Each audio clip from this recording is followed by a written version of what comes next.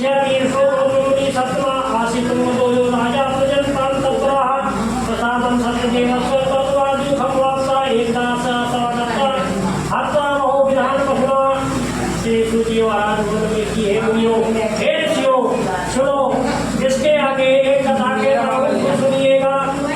प्रजा के पालन करने वाले भगवान 15 दिन का एक राजा था। उसने भी सत्यनारायण भगवान का प्रसाद त्याग करके अत्यंत सुख पाया था। एक दिन उसने मन में जाकर के अनेक भक्ति पशुओं को मारा। फिर आगे चल करके देखा कि ये बरगद के नीचे महान संतोषी कर लो भक्ति पूर्वक खूब कर लो भगवान सत्यनारायण का पूजन कर रहे थे। तो एक वह बरगद के नीचे बैठ गया। राजा दूर पर जाकर के बैठ गया। डर के मारे वो राजा वहां गया और प्रसाद लेकर के आए। वो नहीं प्रसाद भी नहीं खाया वो लोगों का और राजा ने प्रसाद त्याग दिया। तो प्रसाद त्यागने से उसके 100 पुत्र थे वह सब मर गए और राजपाट सब धन सब कुछ नष्ट हो गया।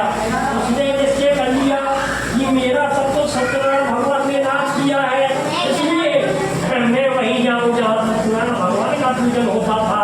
मन में ऐसा विचार करके गोगणों के पास गया और वहां जाकर के राजा के गोगणों से भक्ति श्रद्धा से विधि पूर्वक सत्यनारायण भगवान का पूजन किया। सत्यदेव की कृपा से उसके धन पुत्र सब कुछ हो गया और इस लोक में सुख भोग करके अपने नारायण के धाम हो गया। नारायण के धाम हो गया। तो कोई सत्यनारायण भगवान को व्रत करते हैं या तत्काल फल देने भगवान की कथा पूर्णमयी कथा भक्ति पूर्वक होते हैं। सत्यनारायण भगवान की कृपा से उनको धनधराजी की प्राप्ति होती है।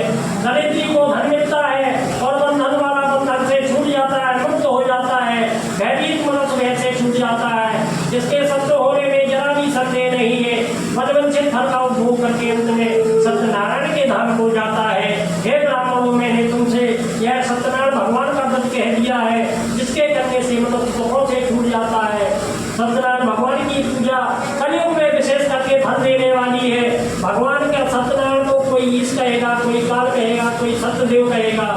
सत्यनारायण कोई सत्यनारायण कहेंगे, कोई सत्यदेव कह करके इसी प्रकार से नाना रूप धारण करके भगवान कलयुग में सत्यव्रत रूपी सनातन सत्यनारायण भगवान होंगे जो श्री विष्णु भगवान का रूप धारण करके सबकी मनोकामनाएं पूरी करेंगे। भगवान हे मुनीषो, जो इसे पढ़ेगा या सत्यनारायण भगवान की कृपा से उनके सभी पाप नष्ट हो जाएंगे। जिन्होंने सत्यनारायण भगवान का पहले जन्म में जन्म किया था उसका दूसरे जन्म का मैं हाथ कहता हूँ तो सुनिएगा।